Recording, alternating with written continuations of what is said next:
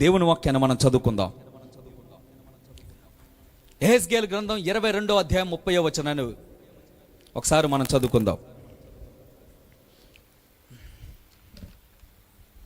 యెహెజ్కేలు గ్రంథం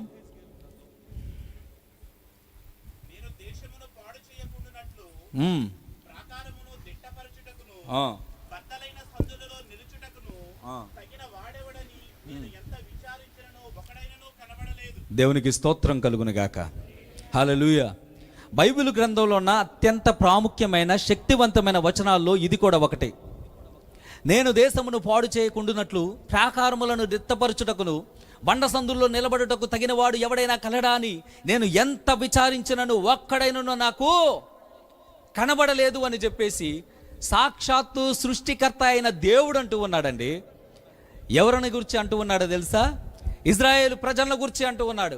ఇజ్రాయేలు దేశాన్ని నేను బాగు చేయటానికి, ఇజ్రాయేలు దేశాన్ని నేను నాశనం చేయకుండా ఉండటానికి, ఇజ్రాయేలు దేశం మీద ఉగ్రతను పంపించకుండా ఉండటానికి, ఇజ్రాయేలు దేశం యొక్క ప్రాకారములను దిట్టపరచడానికి, బద్దలైన సందుల్లో నిలబడి విజ్ఞాపన చేయవాడు ఎవడైనా కలడాన్ని నేను ఎంత వెతికిన ఒక్కడైనను నాకు కనిపించలేదు అని చెప్పేసి దేవుడు అంటూ ఉన్నాడు. నా వైపు చూడండి. ఇంకా ఇజ్రాయేలు దేశం పూర్తిగా పాడైపోయింది. పూర్తిగా దేవుణ్ణి విడిచిపెట్టి అన్య దేవతల తట్టు తిరిగింది. యాజకులు, నాయకులు, ప్రవక్తలు, ఇంకా ఎవరెవరైతే ఉన్నారో దైవ సేవకులు అందరూ పూర్తిగా దేవుని న్యాయాన్ని వదిలిపెట్టారు. వ్యవస్థ మొత్తం పూర్తిగా కుళ్ళిపోయింది. చిన్నవాడు మొదలుకొని పెద్దవాడు వరకు విచ్చలవిడిగా జీవించడం ప్రారంభించారు. మంచి అనేది దేశంలో ఏ కోశాన కనబడలేదు. విస్తారమైన పాపం దేశం నలుమూలలా వ్యాపించి ఉన్నదే. విచ్చలవిడితనం, బలాత్కారంతో దేశం నిండి ఉన్నదే. దేవుడు తొంగి ఆకాశం నుంచి దేశాన్ని చూసినప్పుడు దేశంలో ఎక్కడ మంచి అనేది కనబడలేదట. ఈ కారణం చేత నేను దేశాన్ని బాగు చేస్తాను, ఈ కారణం చేత నేను దేశాన్ని నాశనం చేయకుండా ఉంటాను అని చెప్పేసి అనటానికి ఏ కారణం కూడా దేవునికి ఆ దేశంలో దొరకలేదు. దైవ సేవకులు ఉన్నారు ఆ దేశంలో. వాళ్ళు మందను పోషించకుండా వారిని భక్షించుకొని తింటూ వాళ్ళు ఇష్టానుసారంగా జీవిస్తూ ఉన్నారు. ప్రవక్తల సైతం దేవుని ప్రవచనాలను బోధించకుండా వారు కల్పించిన యెహోవా వారికి సెలవివ్వకుండానే యెహోవా సెలవిచ్చాడు అని చెప్పేసి అబద్ధపు ప్రవచనాలు చెప్పి ప్రజలను ఇబ్బంది పెడుతూ, ప్రజలను దోచుకుంటూ, ప్రజలను భక్షిస్తూ సుఖభోగాలను అనుభవిస్తూ ఉండేవారు. నాయకులు చెడిపోయారు, ప్రవక్తలు చెడిపోయారు, యాజకులు చెడిపోయారు. వ్యవస్థ అంతా కంపు కొట్టిపోతుంది, వ్యవస్థ అంతా భ్రష్టు పట్టిపోయింది. పూర్తిగా దేశం పాడైపోయింది. దేవుని ఉగ్రతకు దేశం గురవటానికి అత్యంత సిద్ధంగా ఉంది. ఎక్కడ చూసినా పాపం పాపం పాపం దేశంలో తాండవం చేస్తా ఉన్నది. దేవుని బిడ్డలారా గుర్తుపెట్టుకోండి, మనం చదువుతూ ఉంటాం పాపం వలన వచ్చు జీతం. పాపం చేసేటప్పుడు బాగానే ఉండిద్ది, చూసేటప్పుడు బాగానే ఉండిద్ది, అనుభవించేటప్పుడు బాగానే ఉండిద్ది. కానీ దాని ప్రతిఫలాన్ని అనుభవించాల్సిన సమయం వచ్చినప్పుడే అది చాలా భయంకరంగా ఉండిద్ది. అది అనుభవించేటప్పుడు చాలా తీయగా ఉండొచ్చు, కానీ ప్రతిఫలం చాలా చేదుగా ఉండిద్ది. అది మిగిలించే గాయం చాలా భయంకరమైనది. ఎన్ని దినాలైనా సరే మర్చిపోవడానికి అది జ్ఞాపకం వస్తూనే ఉండిద్ది, మానసికంగా మనలను వేధిస్తూనే ఉండిద్ది. ఇజ్రాయేలు పాపం బహు ఘోరమైనది. బైబిల్ గ్రంథంలో, పాత నిబంధన గ్రంథంలో యోధా వారి పాపం వారి స్థితిని తగ్గించింది అని దేవుని వాక్యంలో మనం చూస్తూ ఉంటాం. దేవుని తట్టు తిరిగి వారు ఒక్కరైనా కలరా అని చెప్పేసి దేవుడు వెతికాడు. ఒక్క నీతిమంతుడు కూడా ఆ దేశంలో దేవునికి కనిపించలేదండి. ఒక్క నీతిమంతుడు కూడా ఆ దేశంలో ఎంత వెతికినా కానరాడు. మనం అంటాం కదా, ఈ ఊరిలో ఒక్క మంచోడిని కూడా మనం కనుగొనలేము, అలాంటి ఊరిది అని చెప్పేసి అంటూ ఉంటాం కదా. అలాంటి పరిస్థితుల్లోనే ఆ రోజు ఇజ్రాయేలు దేశం ఉన్నది. దేవుని తీర్పు ఆ దేశం మీదకి దిగిరావడానికి అత్యంత సిద్ధంగా ఉన్నదే. ఆ వైపు చూడండి. విలియం బూత్ ఎంతమందికి తెలుసండి? ఈ పేరు ఎప్పుడైనా విన్నారా? విలియం బూత్ సాల్వేషన్ ఆర్మీ స్థాపకుడు. మిషనరీ చరిత్రలు మీరు చదవండి, దైవ సేవకుల గురించి మీరు తెలుసుకోండి. సాల్వేషన్ ఆర్మీ స్థాపకుడు విలియం బూత్ ఒకరోజు తన గదిలో నిద్రపోకుండా అలాగే కూర్చొని మెలకువగా ఉంటాడు. చాలా అర్ధరాత్రి అయిపోయింది.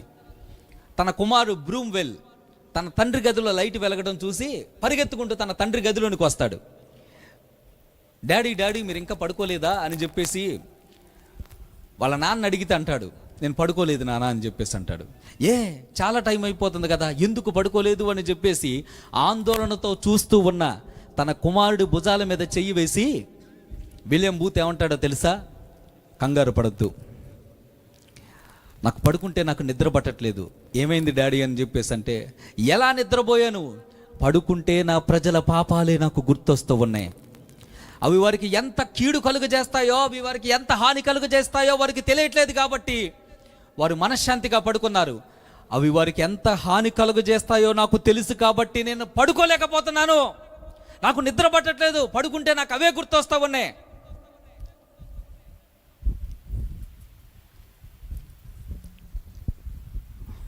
పాపం చేసే వ్యక్తి మనశ్శాంతిగా పడుకుంటాడు. వాడికి దాని గురించిన ఎటువంటి చింత, బాధ, వేదన, ఎటువంటి అసలు చింత అనేదే ఉండదు. దేవుని ఆజ్ఞను ధిక్కరించి ఆ వాడ కిందకి వెళ్ళి తన చుట్టూ ఉన్న ప్రపంచం వాడ మొత్తం అతలాకుతలం అవుతూ ఉంటే యోన మనశ్శాంతిగా పడుకున్నాడట. పాపం అనేది లోకము నీడలో మనలను నిద్రపుచ్చుతుంది. సాతాను నీడలో మనలను నిద్రపుచ్చి నిత్య నరకం వైపుకు మనలను తోడుకొని వెళుతుంది.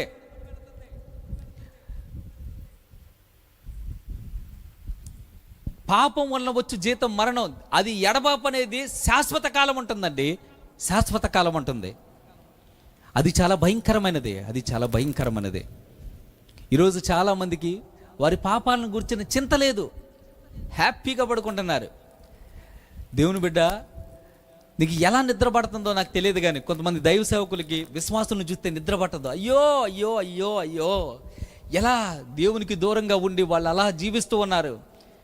ఆయన రొమ్ములు కొట్టుకొని గుండెలు బాదుకొని దేవుని సన్నిధిలో ఏడుస్తారు, ప్రభువా వాళ్ళ జీవితాలను మార్చు, ప్రభువా వాళ్ళు దుష్టత్వంలో ఉన్నారు, ప్రభువా వాళ్ళు నీకు దూరంగా నిత్య నరకం వైపుకు వడివడిగా ప్రయాణం చేస్తూ ఉన్నారు. ఈ లోకం ఎంత వేగంగా నరకం వైపుకు పరుగులెత్తుతుందో తెలుసా? అది ఎంత వేగం అంటే విమానం వేగం కూడా దాని ముందు తాబేలు వేగంతో సమానం. అంత వేగంగా లోకం నరకం వైపుకు అడుగులు వేస్తుంది. ఈరోజు చాలామందికి చింత లేదు, చాలామందికి దిగులు లేదు. ఇజ్రాయేలు ప్రజలు హ్యాపీగా తిని హ్యాపీగా పడుకుంటూ ఉన్నారు. ఏ మాత్రం వారి పాపాల విషయమే చింత లేదు. ఒక్కడైనా దొరుకుతురా, వాడిని బట్టి ఈ దేశాన్ని నేను బాగు చేస్తానని చెప్పేసి దేవుడు వెతుకుతూ ఉన్నాడట, వెతుకుతూ ఉన్నాడు. ఎందుకు వెతుకుతున్నాడో తెలుసా?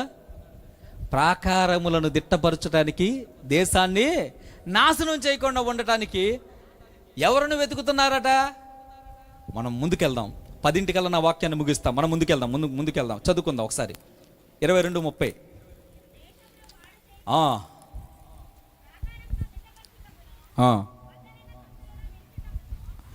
ఈ మాట మీరు అండర్లైన్ చేసుకోండి.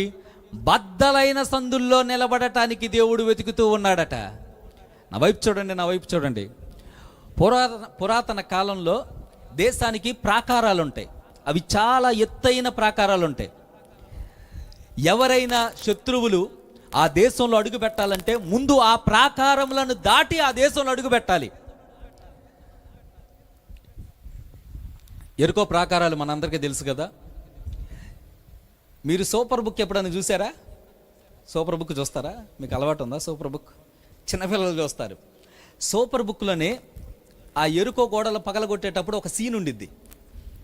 ఎరుకో రాజు అంటాడు, ఇజ్రాయేలు సైన్యం వస్తూ ఉంది అని చెప్పేసి అంటే ఆ రాజు ఏమంటాడో తెలుసా? వాళ్ళ దేవుడికైనా మన ప్రాకారాలు ఇంకా బలమైనవే అని చెప్పేసి అంటాడండి. వాళ్ళ దేవుడు గొప్పవాడు అవ్వచ్చు గాక, వాళ్ళ దేవుడికైనా మన ప్రాకారాలు ఇంకా బలమైనవే అంటే అంత బలంగా ఉంటాయి అని చెప్పేసి వాళ్ళు అతిశయించేవాళ్ళు. ఎరుకో ప్రాకారాలు అంత బలంగా ఉంటాయి. ఇజ్రాయేలు ప్రజలు ఎరుకోలోనికి అడుగు పెట్టలేక ఆ ప్రాకారాల దగ్గరే ఆగిపోయారు. పురాతన కాలంలో అంత గొప్ప ప్రాకారాలు దేశాలకు ఉండేవి. దేవుని వాక్యంలో రాస్తుంది, ప్రాకారం లేని పట్టణము, సామెతల్లో ఉంది, ప్రాకారం లేని పట్టణము పాడైపోయింది. మీ చుట్టూ ప్రహరీ గోడ లేకపోతే ఏమైద్ది? మనకు పందులు కుక్కలే వస్తాయి, దేశానికి మాత్రం శత్రువులు వచ్చి మొత్తాన్ని చంపేసి దోచుకొని వెళ్ళిపోతారు. అర్థమవుతుందా? ప్రాకారం లేని పట్టణం పాడైపోతుంది. అందుకనే శత్రువులు దేశంలోనికి సంచరించకుండా బలమైన ప్రాకారాలు, శత్రువులు సైతం ఆ ప్రాకారాలను పాడు చేయలేనటువంటి, ఆ ప్రాకారాలను నాశనం చేయలేనటువంటి బలమైన ప్రాకారాలను ఆ రోజుల్లో రాజులు నిర్మించుకునేవాళ్ళు. మీకు ట్రాయ్ గురించి ఎంతమందికి తెలుసండి? ఇంగ్లీష్లో ఒక సినిమా కూడా ఉంది, ట్రాయ్ అని. అది రియల్ స్టోరీ. ఆ ప్రాకారంలోనికి ఎవడు, ఆ పట్టణంలోనికి ఎవడు ప్రవేశించలేనంత పెద్ద ప్రాకారాలు ఉంటాయి. రక్షణకరంగా దేశానికి ప్రాకారాలే రక్షణం. ఈ యెరికో రాజు కూడా ఆ ప్రాకారాలను బట్టి చాలా అతిశయిస్తూ ఉండేవాడు. మన దేవుడు ఎలాంటి దేవుడో తెలుసా? మీరు బైబిల్లో ఎక్కడైనా చూడండి, శత్రువు అతిశయం మీద ఆయన కొట్టాడు. బైబిల్ గ్రంథంలో చాలా సందర్భాల్లో శత్రువులు ఏ విషయం అయితే వాళ్ళు అతిశయిస్తూ ఉన్నారు, దేనిని చూసి వాళ్ళు అతిశయిస్తూ ఉన్నారు, ముందు ఆ అతిశయాన్ని ఆయన పడగొట్టాడు. నువ్వు అంటున్నావు కదా, వాళ్ళ దేవుడి కంటే మా ప్రాకారాలు గొప్పయని. నా ప్రజలు నీ ప్రాకారాల మీద చెయ్యి వేయకుండా వాళ్ళు నడిస్తే ఆ శబ్దానికి పగిలిపోతాయి నీ ప్రాకారాలు. వాళ్ళు స్తుతిస్తే చాలు, వారి స్తుతికి నీ ప్రాకారాలు పడిపోతాయి. వారు చెయ్యి కాదు, వారేమి చేయాల్సిన అవసరంలా, వాళ్ళు తిరిగితే చాలు. అంత బలహీనమైన ప్రాకారాలు నీ ప్రాకారాలు అని దేవుడు నిరూపించి చూపించాడండి. ఐగుప్తీయులకున్న ఆర్మీ ప్రపంచంలో ఏ దేశానికి లేనే లేదు. ఇతర దేశాలు కూడా ఆ రోజుల్లో ఐగుప్తుకు లేఖలు రాసేవాళ్ళట. అయ్యా, మా దగ్గర ఆర్మీ ఫోర్స్ చాలా తక్కువ ఉంది, దయచేసి మీ ఆర్మీని మాకు పంపించండి, మేము యుద్ధంలో జయించలేకపోతున్నాం అని. ఐగుప్తీయులకి విస్తారమైన రథాలు, గుర్రాలు ఉండేవి. ఐగుప్తీయులు వారి రథాలను బట్టి, గుర్రాలను బట్టి అతిశయిస్తూ ఉండేవాళ్ళు. కొందరు రథములు బట్టి అతిశయపడతారు, కొందరు గుర్రములు బట్టి అతిశయపడతారు అని దేవుని వాక్యం ఉంది కదా. ఆ రోజుల్లో ఉన్న రాజులు వాళ్ళ రథాల మీద, గుర్రాల మీద ఎక్కువ ఇన్వెస్ట్మెంట్ చేసేవాళ్ళు. ఎందుకంటే వాళ్ళకి ట్రైనింగ్, ఆ గుర్రాలకి రథాలకి ట్రైనింగ్ ఇచ్చేవాళ్ళు.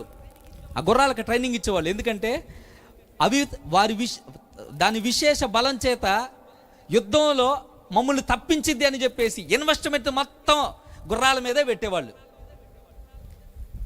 ఆ గుర్రాలను బట్టి వాళ్ళు అతిశయిస్తూ ఉండేవాళ్ళు. ఆ ఆర్మీ ఫోర్స్ను బట్టి వాళ్ళు ఆనందిస్తూ అతిశయిస్తూ ఉండేవారు. మాకేంటి, మా రథాలు ఉన్నాయి, మాకేంటి, మా దగ్గర ఇన్ని రౌతులు ఉన్నాయి అని చెప్పేసి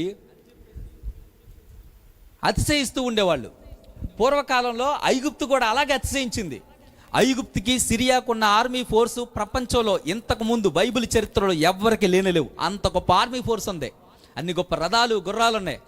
నువ్వు నీ రథాలను గురించి, గుర్రాలను గురించి అతిశయపడుతూ ఉన్నావు కదా. నీ రథాలని, నీ అతిశయాలని, నీ గుర్రాలని నేను ఏం చేస్తావు రాని అని చెప్పేసి దేవుడు తీసుకొచ్చి ఎక్కడ ముంచాడు? ఈ ఎర్ర సముద్రంలో ముంచాడు. దేవుడు మనం బైబిల్ గ్రంథం అంతటను మీరు చూస్తే శత్రువు దేని విషయమైతే అతిశయపడ్డాడో ముందు ఆ అతిశయాన్ని పడగొట్టాడు. బలమైన ప్రాకారాలు ఆ రోజుల్లో పట్టణానికి ఉండేవి. శత్రువులు దాడి చేసినప్పుడు ఎన్నడూ పడిపోయినటువంటి బలమైన ప్రాకారాలను వాళ్ళు కట్టించుకునేవాళ్ళు. నా వైపు చూడండి. అయినప్పటికీ కూడా కొన్నిసార్లు ప్రాకారం మీద దాడి చేసినప్పుడు ప్రాకారం మధ్యకి పగిలిపోవటమో, మధ్యలో పగుళ్ళు రావటమో, సందు రావటమో ఏదో ఒకటి జరిగింది. ఆ సమయంలో ఏం చేసేవాళ్ళు తెలుసా? నా వైపు చూడండి, నేను చెప్తా. ఆ సమయంలో సైనికులు ఆ ప్రాకారం మధ్యలో వచ్చిన సందులో ఉండి సైనికులు తమ మీదకు వస్తున్న సైన్యాన్ని కాపాడుతూ ఉండేవాళ్ళు. బద్దలైన బండ సందుల్లో నిలబడటం అంటే ఇదే.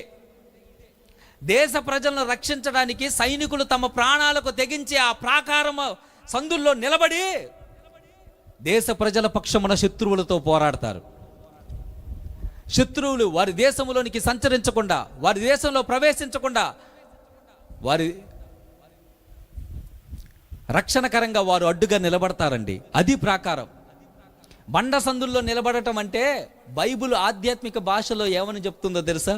మధ్యవర్తిత్వం వహించటం. దేవునికి స్తోత్రం కలుగునుగాక. ఇంటర్సెషన్, మధ్యవర్తిత్వం.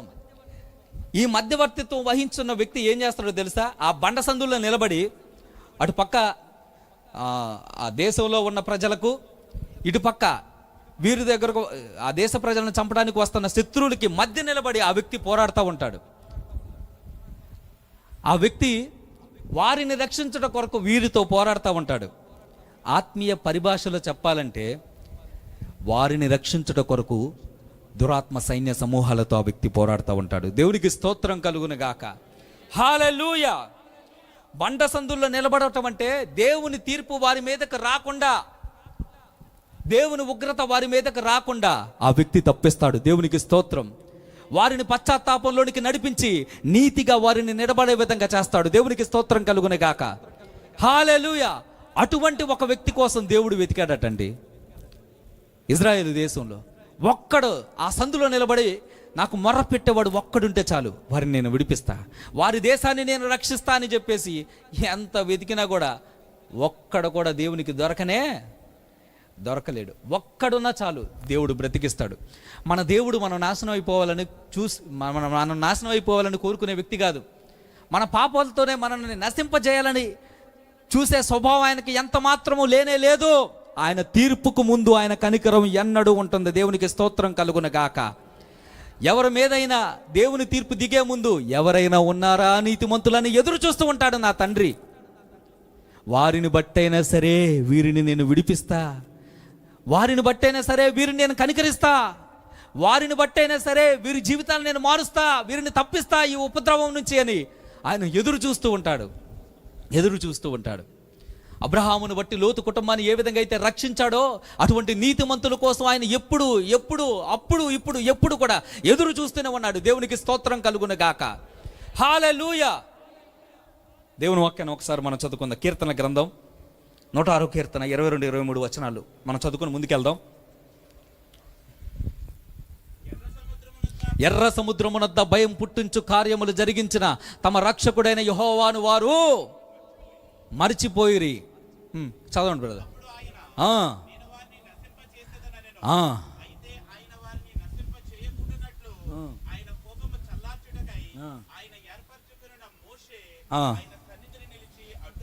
దేవునికి స్తోత్రం కలుగును గాక.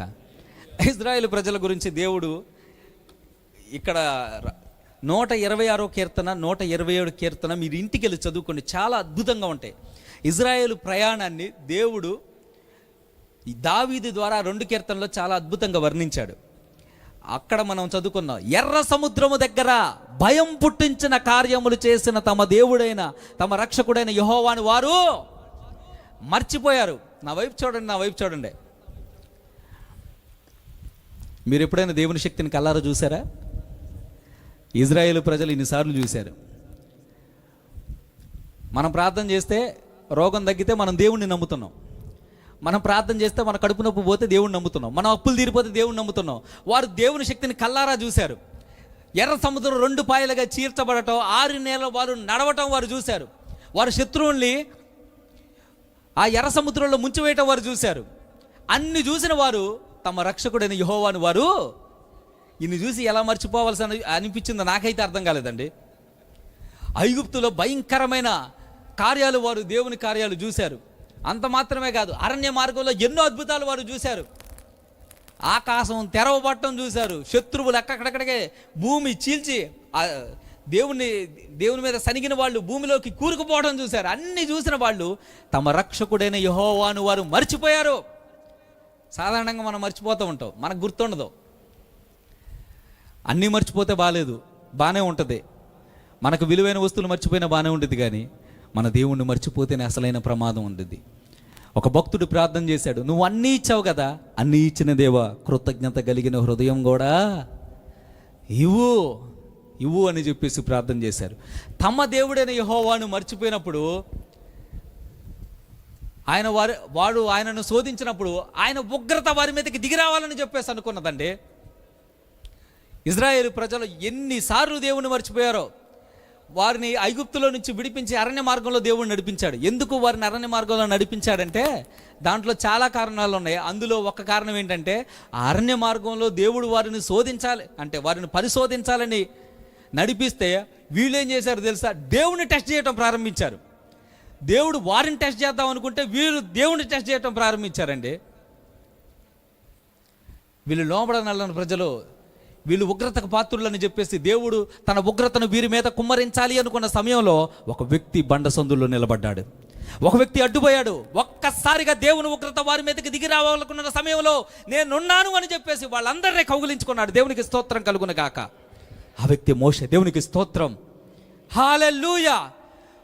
మోషే నువ్వు తప్పుకో, వీళ్ళందరినీ నాశనం చేస్తా, నీ ద్వారా ఒక జనాంగాన్ని పుట్టించి ఆ జనాంగాన్ని నేను కనానుకు నడిపిస్తాను అని చెప్పేసి అంటే ఏమంటాడో తెలుసో మోషే, వద్దు ప్రభువా, వాళ్ళ దేవుడు వాళ్ళని విడిపించినట్లు విడిపించి అరణ్యంలో చంపేశాడని నీ గురించి అందరూ చెడుగా అనుకుంటారు. వద్దు, అవసరమైతే నా పేరు ఈ జీవ గ్రంథంలో నుంచి కొట్టువే, వీరిని బ్రతికించు ప్రభువా, వీరిని కాపాడు ప్రభువా అని చెప్పేసి దేవుని సన్నిధిలో నిలబడి మోషే విజ్ఞాపన చేశాడండి. దేవుని సన్నిధిలో నిలబడి దేవుని బతిమలాడుకున్నాడు. ఆ రోజు మోషే లేకపోతే అందరు నశించిపోయేవాళ్ళే. మోషే చేసిన ఆ ఒక్క కార్యాన్ని బట్టి ఇజ్రాయేలు ఈ దినానికి నిలిచి ఉన్నదే. దేవునికి స్తోత్రం కలుగును గాక. ఈ రోజు ఇజ్రాయేలు చరిత్రలో నిలిచి ఉండడానికి గల కారణం మోషే. ఎన్నోసార్లు మోషే వారికి అడ్డుపడ్డాడు. ఒక్క మాటలో చెప్పాడంటే మోషే వారిని తన భుజాల మీద మోసాడు. దేవునికి స్తోత్రం కలుగును గాక. హల్లెలూయా. అటువంటి వ్యక్తులు దేవునికి కావాలండి. అటువంటి వ్యక్తుల కోసం దేవుడు ఆశపడుతూ ఉన్నాడు. జనులు దేవుని ధర్మశాస్త్రాన్ని ధిక్కరించినప్పుడు, దేవునికి తీర్పుకు గురవబోతూ ఉన్నప్పుడు వారి కోసం దేవుని సన్నిధిలో నిలబడి అంగళార్చే వ్యక్తులు దేవునికి కావాలి. దేవుడే నువ్వు నన్ను వదిలిపెట్టు అని అంతగా దేవుని సన్నిధిలో పోరాడే వ్యక్తులు దేవునికి కావాలి.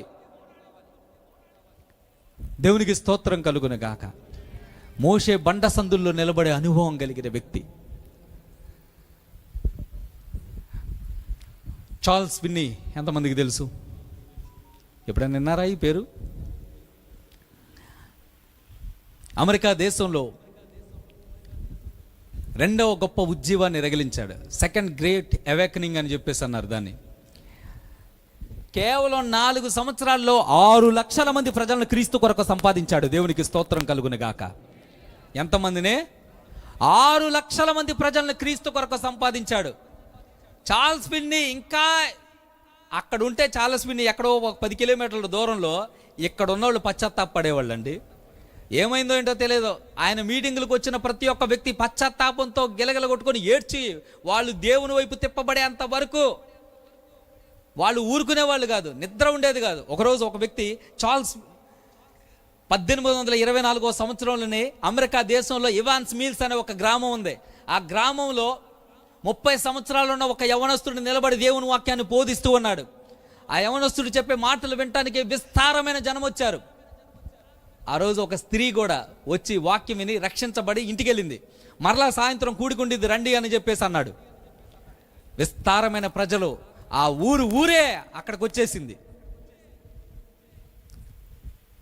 అప్పుడు ఆ స్త్రీ రక్షణ పొందడం చూసిన తన భర్త ఏం చేశాడో తెలుసా? నా భార్యని వీడు యేసుక్రీస్తు ప్రభు వైపుకి ఆకర్షిస్తాడా, నా భార్యను మారుస్తాడా, ఇటువంటి వ్యక్తిని నేను బ్రతికించనని చెప్పేసి ఒక తుపాకీ తీసుకొని అందులో బుల్లెట్స్ నింపుకొని ఆ యవ్వన బోధకుడిని కాల్చడానికి వచ్చాడండి. ఆ యవ్వన బోధకుడు నిలబడి అక్కడ దేవుని వాక్యాన్ని బోధిస్తూ ఉన్నాడు.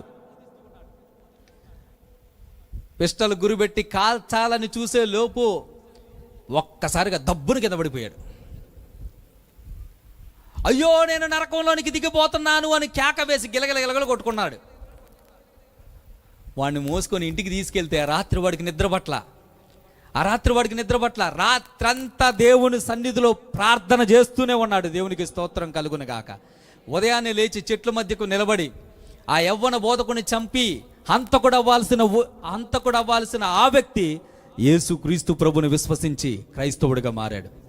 అంత గొప్ప ఉద్యమాన్ని చార్ల్స్ విన్నీ ఇంకా అమెరికా దేశంలో రగిలించాడు. అంత గొప్ప ఉద్యమం రగిలించడానికి గల కారణం ఏంటో తెలుసా? ఫాదర్ నాష్, డానియల్ నాష్ గొప్ప విజ్ఞాపన యోధుడు.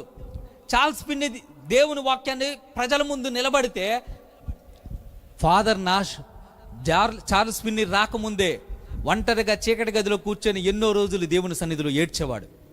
చార్ల్స్ విన్నీ ఇంకా ఆ దేశంలోనికి అడుగు పెట్టకముందే, ఆ ప్రాంతంలోనికి అడుగు పెట్టకముందే వారం రోజుల ముందు ఒక చీకటి గదిని తీసుకొని ఆ చీకటి గదిలో రొమ్ములు కొట్టుకొని గుండెలు బాదుకొని ప్రలాపిస్తూ ఉండేవాడు. అయ్యా ఈ పట్టణాన్ని రక్షించు, అయ్యా ఈ ప్రాంతాన్ని రక్షించని.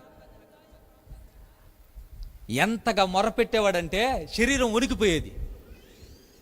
ఉపవాసాలుండి ఆహారం తినక తన కంటి చూపు కూడా కోల్పోయేంతగా దేవుని సన్నిధిలో మొర్రపెట్టాడు. చార్ల్స్ ఫిన్నీ చేసిన ప్రతి పని వార్తాపత్రికలో లిఖించబడితే ఫాదర్ నాష్ చేసిన ప్రతి ఒక్క పని పరలోకంలో రికార్డ్ అయింది. దేవునికి స్తోత్రం కలుగును గాక. నేనెందుకు ఈ మాటలు చెప్తున్నానంటే, బండ సందుల్లో నిలబడే అనుభవం కలిగిన వ్యక్తులు ఆత్మలను గెలుస్తారు. బండ సందుల్లో నిలబడే అనుభవం కలిగిన వ్యక్తులు తన కుటుంబాన్ని వారు రక్షించుకోగలుగుతారు. ఈరోజు ఈ నా మాటలు వింటున్న ప్రియమైన దేవుని బిడ్డ, నీ కుటుంబం కొరకు నువ్వు నిలబడగలవా? నీ సంఘం కొరకు నువ్వు నిలబడగలవా? ఈ సమాజం కోసం, ఈ దేశం కోసం నువ్వు నిలబడగలవా? ప్రభు అడుగుతున్నాడు. ఒక్కడు నిలబడగలిగేవాడు ఉంటే చాలు, నేను ఈ దేశాన్ని కాపాడతా, ఈ దేశాన్ని రక్షిస్తాను అని చెప్పేసి అంటూ ఉన్నాడు. ఈరోజు నేను నిలబడతాను ప్రభువా అని నువ్వు అనగలవా? నేనున్నాను ప్రభువా అని నువ్వు చెప్పగలవా? దేవుని కోసం నిలబడే వ్యక్తులు దేవునికి ఈ రాత్రి కావాలి. దేవునికి స్తోత్రం కలుగును గాక. ఆ ఒక్కడని నేనే ప్రభువా అని నువ్వు చెప్పగలవా? బైబిల్ గ్రంథంలో యోబు ఉన్నాడు. యోబు గ్రంథం 1వ అధ్యాయం 5వ వచనం. త్వరగా మనం ముగించుకుందాం. మీకు మరి విసుగు వస్తుంది అనుకుంటా, ముఖాలన్నీ వికారంగా పెట్టారు.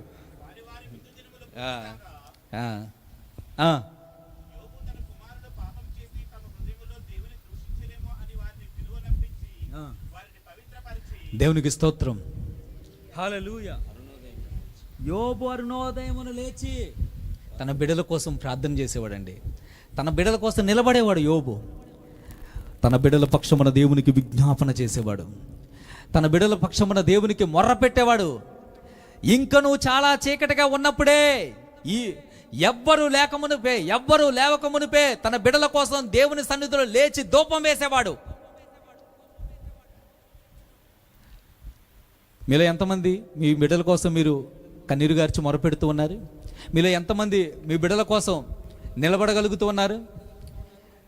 తల్లిదండ్రులారా, చాలామంది తల్లులు ఉన్నారు కాబట్టి మీతో ఒక మాట చెప్పాలనుకుంటున్నా. ఎంతమంది ప్రతిరోజు మీరు మీ బిడ్డల కోసం ప్రార్థన చేస్తూ ఉన్నారు? ప్రార్థన చేస్తున్నారే? మేము మా గురించే ప్రార్థన చేసుకునేవు, మా బిడ్డల గురించి మేమేం ప్రార్థన చేస్తాం అని అంటారా? ప్రతిరోజు ప్రార్థన చేసే అనుభవం మీకుందా? లేదండి. అప్పుడప్పుడు బుద్ధి పుట్టినప్పుడు, ఎప్పుడైనా గుర్తొచ్చినప్పుడు, కష్టం వచ్చినప్పుడు, బాధ వచ్చినప్పుడు, తీరని నష్టం వచ్చినప్పుడు అని అంటారా? చెప్పండి. రోజు చేస్తున్నారా? దేవునికి స్తోత్రం, మీరు ధన్యులు. నా వైపు చూడండి.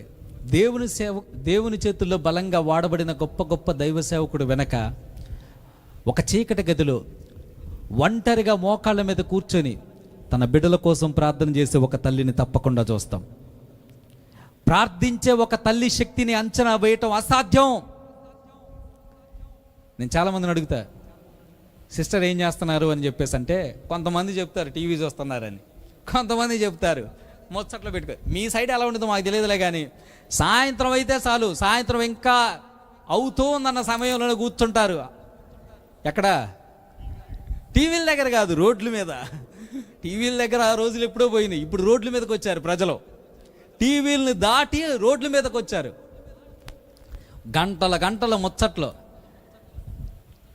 భర్త తిన్నాడా, భార్య తిన్నాడా, భర్త తిన్నాడా, పిల్లలు తిన్నారా అని లేదు. ఇంట్లో ఏం జరుగుతుంది ఏం లేదు. మా సైడ్ ఎలాగ ఉంటారమ్మా, మీ సైడ్ ఎలాగ ఉంటారో తెలియదు. చీకట పడుతున్నా సరే, పాములు వస్తున్నా సరే, తేళ్ళు వస్తున్నా సరే, ఆ చీకట్లో కూర్చొని అలాగే ముచ్చట్లు పెట్టుకుంటూ ఉంటారు. ప్రార్థించే తల్లిని మనం ఎప్పుడు రోడ్ల మీద చూడం.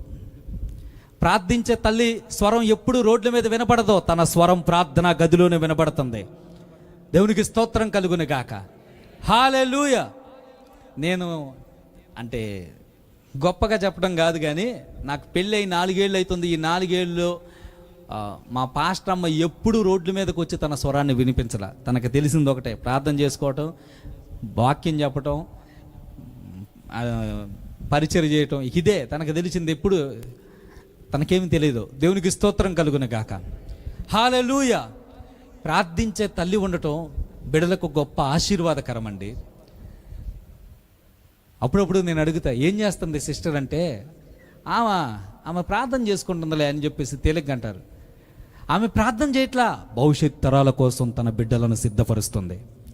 భవిష్యత్తు తరాలకు తన బిడ్డలను సిద్ధపరుస్తుంది. దేవునికి స్తోత్రం కలుగును గాక. ఈ ప్రపంచంలో కన్నీటి ప్రార్థన, ఏకాంత ప్రార్థన, ఉపవాస ప్రార్థన, రహస్య ప్రార్థన, ఎన్ని ప్రార్థనలైనా ఉన్నాయి. ఒక తల్లి తన బిడ్డల కోసం చేసే ప్రార్థనే అత్యంత శక్తివంతమైనది.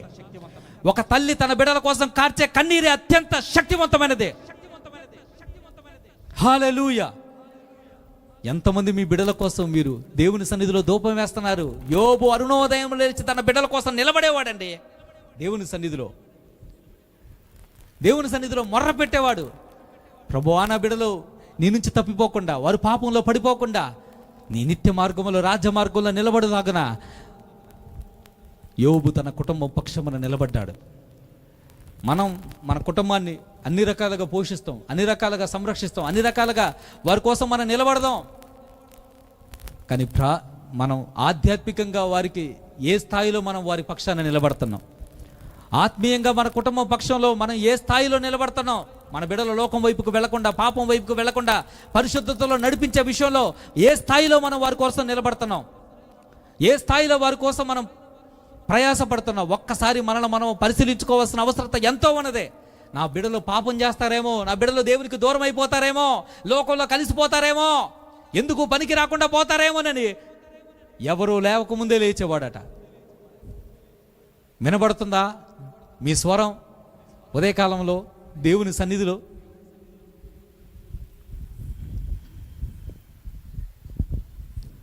దేవునికి స్తోత్రం కలుగునుగాక. హల్లెలూయా. ఒక తల్లి గురించి నేను చెప్పి ముగిస్తా. నేను ఉదయం చెప్పా డిఎల్ మూడీ అని. ఎంతమందికి తెలుసు డిఎల్ మూడీ గారు? డిఎల్ మూడీ ఇంగ్లాండ్ దేశంలో టీవీలు, మైక్రోఫోన్లు, రేడియోలు, ఎలాంటి ఎలక్ట్రానిక్ గ్యాడ్జెట్స్ లేని టైంలోనే 9వ తరగతి మాత్రమే చదువుకున్నాడు. ఆర్థిక సంబంధమైన ఇబ్బందుల వల్ల కుటుంబంలో చదువుకోలేకపోయాడు. టీవీలు, మైక్రోఫోన్లు, రేడియోలు లేని సమయంలోనే 2 కోట్ల మంది ప్రజలను దేవుని కొరకు సంపాదించాడు. గొప్ప పరిచయం ఇంగ్లాండు, అమెరికా. ఒక చేత్తో అమెరికా ఖండాన్ని, మరొక చేత్తో ఐరోపా ఖండాన్ని గడగడలానించాడు తన ఉరుము లాంటి, మెరుపు లాంటి ప్రసంగాలతో. అంత గొప్ప పరిచర్య చేసిన డిఎల్ మూడీ 4 సంవత్సరాల వయసులో తన తండ్రి చనిపోయాడు. కుటుంబాన్ని పోషించుకునే స్తోమత లేక పశువులు గాయాల్సిన పరిస్థితి వచ్చింది. తన తల్లి పేరు బెట్సీ మూడీ. నా వైపు చూడండి, నేను ముగించేస్తాను. నా వైపు చూడండి. Betsy moody. డిఎల్ మూడీ కడుపులో ఉన్నప్పుడు 4 సంవత్సరాల వయసు ఉన్నప్పుడు తన తండ్రి చనిపోతాడు. ఆ సమయానికే ఆ తల్లికి తన కడుపులో 2 కవల పిల్లలు ఉంటారు. భర్త చనిపోయిన కొన్ని నెలలకే ప్రసవించింది ఆవిడ. 9 మంది పిల్లలు ఉంటారు. అప్పులు వాళ్ళు వచ్చి ఇంటి మీద పడి ఇంట్లో ఉన్న ఫర్నిచర్ మొత్తం వేసుకొని వెళ్ళిపోతారు. ఆఖరికి వంట చెరుకు కట్టెలను కూడా తీసుకొని వెళ్ళిపోతారు. తినటానికి ఇంట్లో ఏముండవు. పిల్లలు వచ్చి అడుగుతారు, మన ఇంట్లో ఏమీ లేవు తినటానికంటే ఒకే ఒక్క మాట, మనకు ప్రభు ఉన్నాడయ్యా అనిద్ది. దేవునికి స్తోత్రం. మీరు చెప్తారు ఈ మాట? మనకు ప్రభు ఉన్నాడయ్యా, ఆయన చూసుకుంటాడు, ఆయన మన పరమ తండ్రి అయి ఉన్నాడు అని చెప్పేసి పిల్లలందరినీ కౌగిలించుకొని ఏడ్చుకుంటూ దేవునికి ప్రార్థన చేసేది ఆ తల్లి. 2 మైళ్ళ దూరం అంటే ఇంచుమించు 3 కిలోమీటర్లు అనుకుంటా చర్చ్ ఉండేది. 2 మైళ్ళ దూరం చర్చ్ ఉండేది. 9 మంది బిడ్డలను కూడా, చిన్న బిడ్డలను సంకల వేసుకొని మిగతా వాళ్ళని నడిపిస్తూ 2 మైళ్ళ దూరం ఉన్న ఆదివారం వస్తే ప్రతి ఆదివారం ఆ 9 మంది బిడ్డలను దేవుని సన్నిధికి తీసుకొని వెళ్ళిద్ది. చర్చి ఇక్కడే ఉంది. మనం ప్రార్థన రావడానికి మనం ఇష్టపడం. మన ఇంటి పక్కనే చర్చి ఉండిద్ది. మనం దేవుని సన్నిధిలో మన పిల్లల్ని నిలబెట్టడానికి మనం ఇష్టపడం. దేవుని పట్ల మనకు ఆసక్తి ఉంటే నా వైపు చూడండి, చర్చి 100 కిలోమీటర్ల దూరం ఉన్నా సరే నువ్వు పరిగెత్తుకుంటూ వస్తావు. దేవునికి స్తోత్రం కలుగునగాక. దేవుని పట్ల నీకు ఆసక్తి లేకపోతే నీ ఇంటి పక్కన చర్చి ఉన్నా కూడా నువ్వు రాలేవు. ఏది చేయాలన్నా మనకు ఆసక్తి ఉండాలండి. నా బిడ్డలో దేవునిలో ఎదగాలని చెప్పేసి ప్రతి ఆదివారం 3 కిలోమీటర్లు ఆ చిన్న బిడ్డలను నడిపించుకొని తీసుకెళ్ళేది ఆ తల్లి. అందరూ వచ్చి అనేవాళ్ళు, నీ కుటుంబం, మీ పిల్లలు ఇంతమంది నువ్వు ఒక్కదాన్ని ఎలా పోషిస్తావు? వీళ్ళని కొంతమంది అనాథాశ్రమంలో పడాయి, కొంతమంది ఎవరైనా సాదుకోవడానికి ఇవ్వు అని చెప్పేసి అంటే, నా బిడ్డలు విడిపోవటం నాకు ఇష్టం లేదు, వారి కోసం నేను కష్టపడతానని చెప్పేసి వాళ్ళ కోసం కష్టపడి ఆమె తినకుండా వాళ్ళ బిడ్డలను పెంచి పోషించిద్దండి. ప్రతిరోజు ఆ బిడ్డలందరినీ సమకూర్చి వారికి విశ్వాసం నూరిపోసేది, వారికి ప్రార్థన నేర్పించేది. మీరు దేవుని గట్టిగా పట్టుకోండి, మనకు దిక్కులేని వారికి దేవుడే దిక్కు కదా.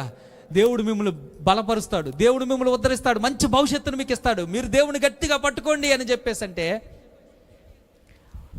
వాళ్ళు దేవుని గట్టిగా పట్టుకుంటారు. దేవునికి స్తోత్రం కలుగునుగాక. వారు 9 మంది బిడ్డలో 5 సేవకులు అవుతారు. గొప్ప పరిచర్య దేశ విదేశాల్లో వాళ్ళు జరిగిస్తారు. దెయ్యాల మోడి గొప్పవాడైన తర్వాత ఒక మంచి ఇల్లు తన తల్లికి కట్టి పెడతాడండి. దేవునికి స్తోత్రం కలుగునుగాక.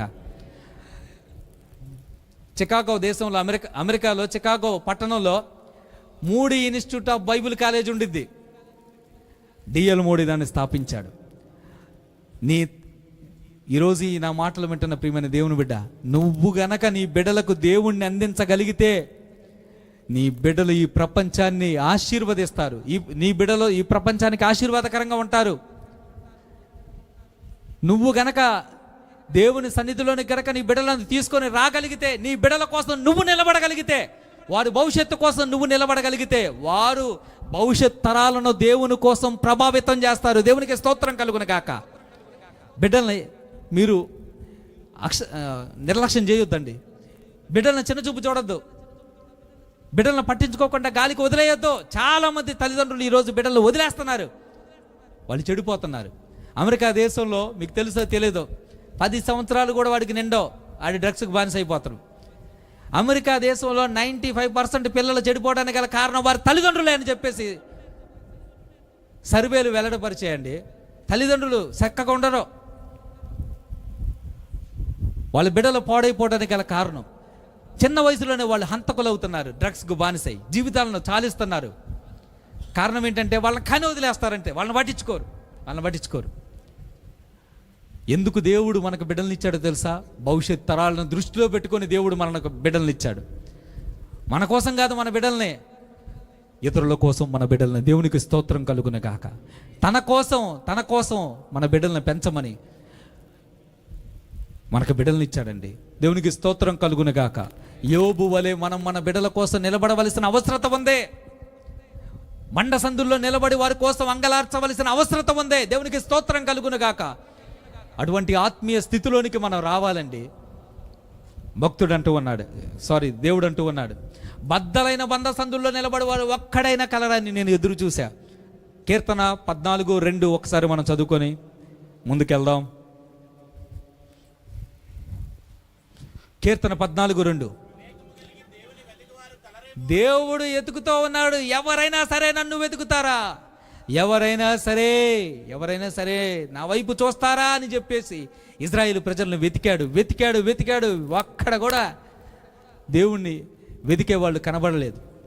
దేవుడు వెతుకుతున్నాడు, కానీ దేవుని వెతికేవారు ఎవరున్నారు ఈ లోకంలో? దేవుడు చూస్తున్నాడు, దేవుని వైపు చూసే వ్యక్తులు ఎవరున్నారు? దేవుడు కోరుకుంటున్నాడు, ఆయన కోరుకునే వాళ్ళు ఎవరున్నారు? ఆయన వెతుక్కుంటూ మన దగ్గరకు వస్తున్నాడు. ఈరోజు ఎంతమంది దేవుని వెతుక్కుంటూ దేవుని దగ్గరకు వస్తున్నారండి? వస్తున్నారా మీరు దేవుని దగ్గరికి?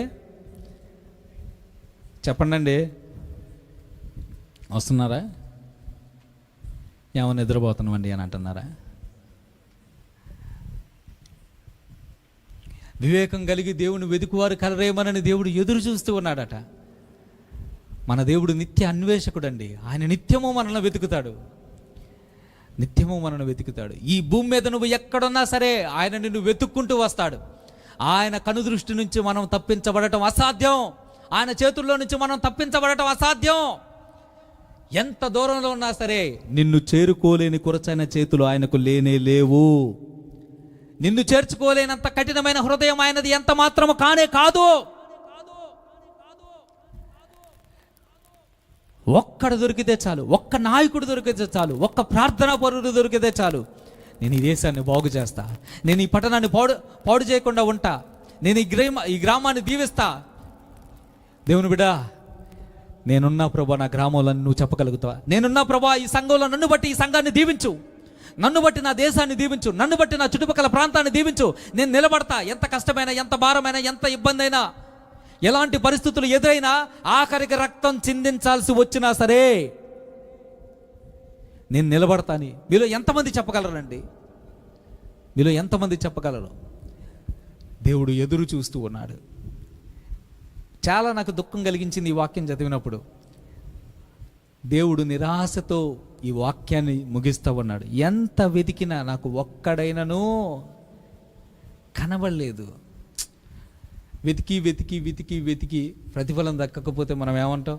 కృంగిపోతాం కదా, నిరాశ చెందుతాం కదా, బాధపడతాం కదా. దేవుడు తన బాధను వ్యక్తపరుస్తూ ఉన్నాడు. ఒక్కళ్ళైనా ఉంటే ఈ దేశాన్ని బాగుడు చేయకుండా నేనుంటా, ఈ దేశం మీద ఉగ్రత రానివ్వకుండా నేనుంటాను అని చెప్పేసి అనుకున్న ఆ వ్యక్తికి ఒక్కళ్ళు కూడా దొరకలేదట. ఆయనకు ఒక్కళ్ళు కూడా దొరకకపోవటం, భయంకరమైన ఉగ్రత ఆ ప్రాంతం మీదకి వచ్చింది. బబులోనికి వారు కొనుక్కోబడ్డారు. వారు భయంకరమైన శ్రమలు అనుభవించారు. భయంకరమైన పరిస్థితులు గుండా వారు ప్రయాణం చేయవలసి వచ్చింది. దేవుని బిడ్డ, ఒక మాట చెప్తా వినండి. మీ కుటుంబం పక్షమున మీరు నిలబడకపోతే భవిష్యత్తులో గొప్ప కార్యాలు మీరు ఎదుర్కోవాల్సి వచ్చింది. మన లైఫ్లో ఒక రోజు రాబోతుంది. ఆ రోజు భయంకరంగా మనం సఫర్ అవ్వాల్సి వస్తుంది. అది రాకమునిపే మన కుటుంబం పక్షాన మనం నిలబడాలి. యజమానుడిగా మనం దేవుని సన్నిధిలో మన కుటుంబాని కోసం మనం అంగలార్చాల్సిన అవసరత ఉందే. వారి కోసం మనం ప్రలాపించాల్సిన అవసరత ఉందే. దేవునికి స్తోత్రం కలుగును గాక. హల్లెలూయా.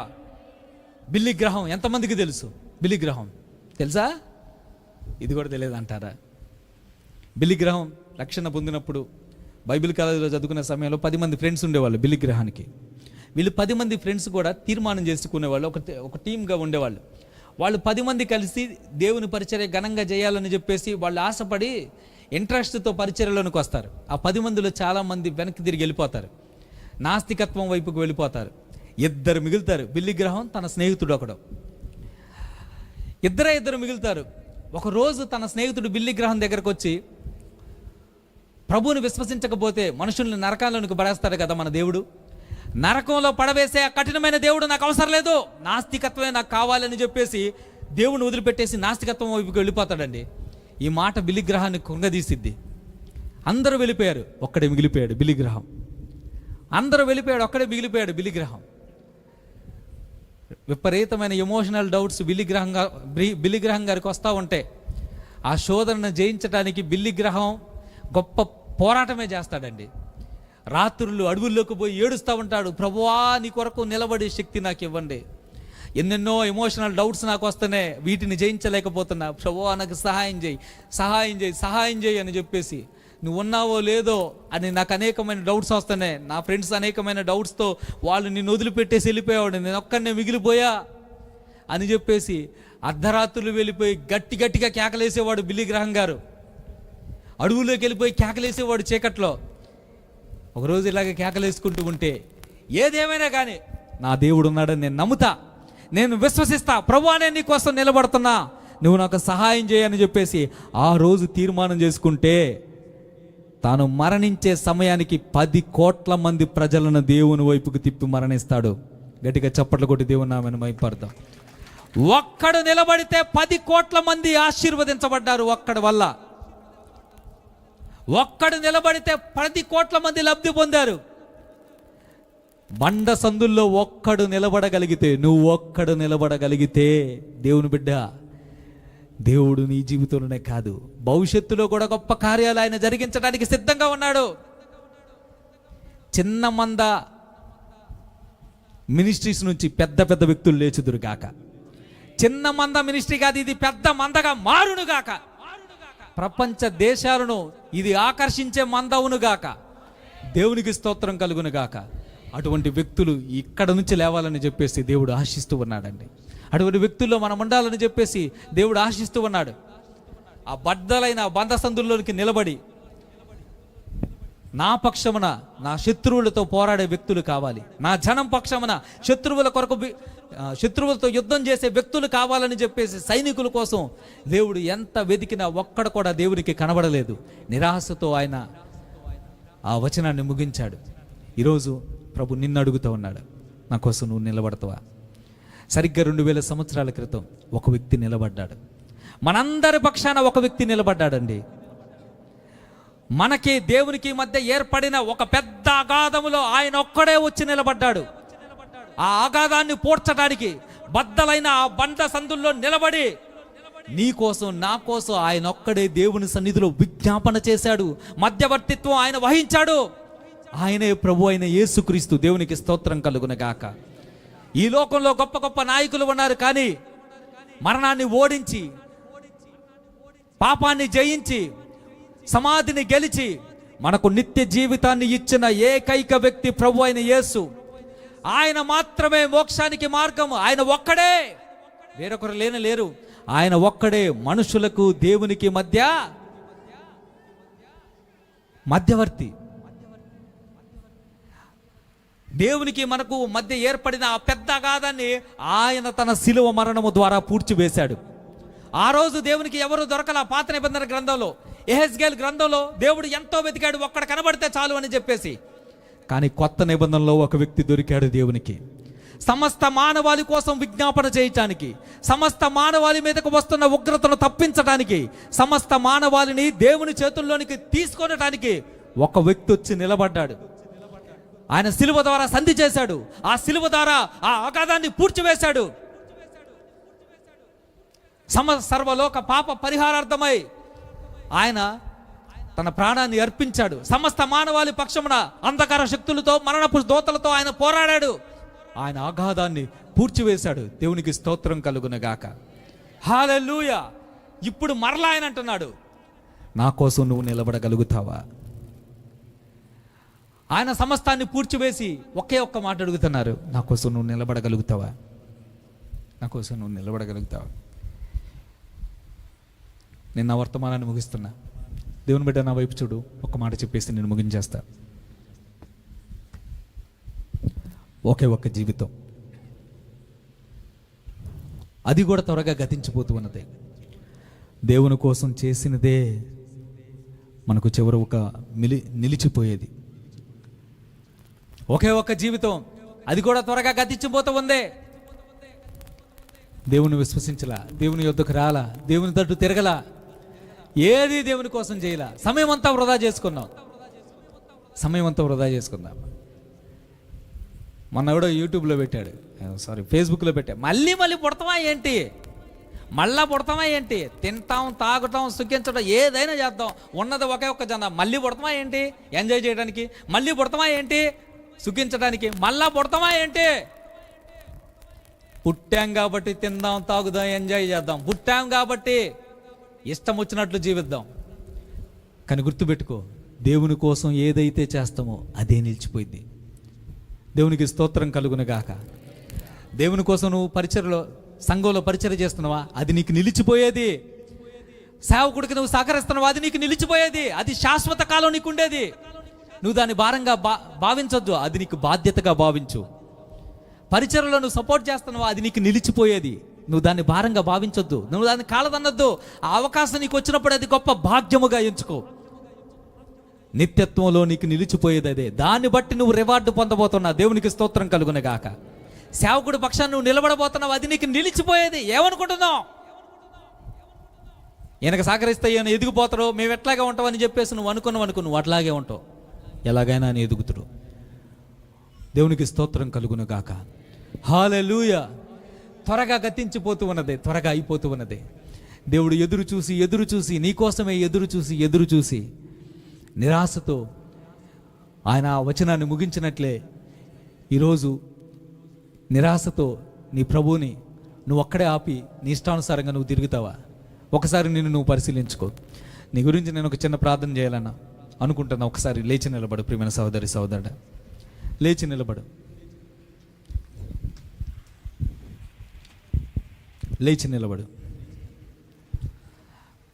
నా వైపు చూడండి.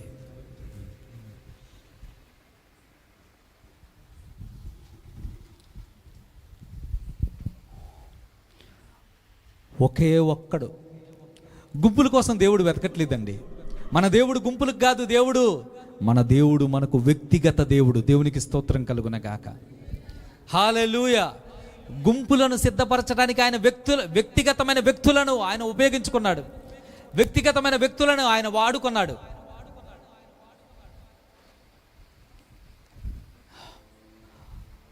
కేవలం ఒక్క పర్సన్ కోసం దేవుడు చూశాడు. కానీ ఒక్క పర్సన్ కూడా దేవునికి కనబడలా, నిరాశ చెందాడు. ఈరోజు నీ విషయంలో కూడా దేవుడు నిరాశ చెందుతాడేమో. ఒక్కసారి నిన్ను నువ్వు పరిశీలించుకోవాల్సిన అవసరం ఉంది. ప్రభు అన్నాడు, దావీదుని నేను కనుగొన్నాను అని చెప్పేసి అన్నాడు. దావీదు నాకు దొరికాడు అని చెప్పేసి ఎలుగెత్తి దేవుడు తన సంతోషాన్ని వ్యక్తపరిచాడు. దేవుని బిడ్డ, ఎన్నాళ్ళు దేవునికి దొరకకుండా నువ్వు పరిగెత్తుతూ ఉంటావు? ఎన్నాళ్ళు దేవునికి దొరకకుండా, ఆయన చేతులకు దొరకకుండా నువ్వు తప్పించుకొని తిరుగుతూ ఉంటావు? ఎన్నాళ్ళు ఆయన చేతుల్లో నుంచి నువ్వు జారిపోతూ ఉంటావు? ఎన్నాళ్ళు ఆయన చేతుల్లో నుంచి నువ్వు విడిపించుకొని నీకు ఇష్టమైన మార్గముల తట్టు తిరుగుతూ ఉంటావు? ఈ ఉపవాస పండుగ ద్వారా దేవుడు నీ జీవితంలో గొప్ప కార్యాలు జరిగించాలని ఆశిస్తాడు. ఈ రాత్రి నువ్వు ఒక తీర్మానం చేసుకో, నేను నిలబడతాను, నా పాపాల నుంచి నేను నా పాపాన్ని విడిచిపెట్టి నీ కోసం నేను నిలబడతాను ప్రభా. నేను నా పాప జీవితాన్ని విడిచిపెట్టి నేను నీ కోసం నిలబడతాను ప్రభా. నాకు ఆశ ఉంది నీ కోసం నిలబడాలని, నాకు ఆతురత ఉంది నీ కోసం నిలబడాలని.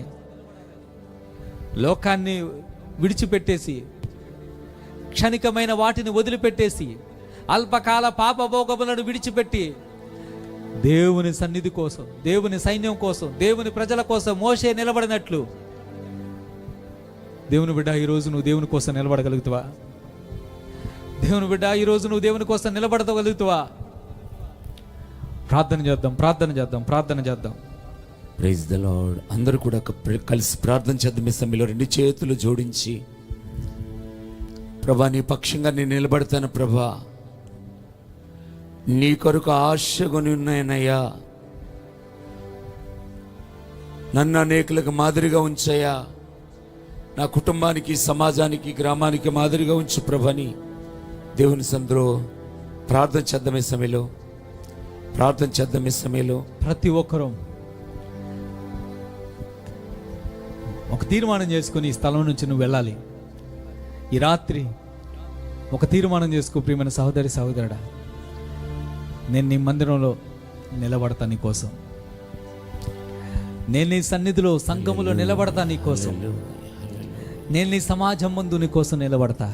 నాకు సహాయం చేయి, పడిపోకుండా నాకు సహాయం చేయి, తుట్టిల్లిపోకుండా నాకు సహాయం చేయి, జారిపోకుండా నాకు సహాయం చేయి అని నువ్వు ఈ రాత్రి వేళ దేవుని సన్నిధిలో ప్రార్థిస్తే నీకు సహాయం చేయడానికి నీ ప్రభువు నీ ముందే ఉన్నాడు.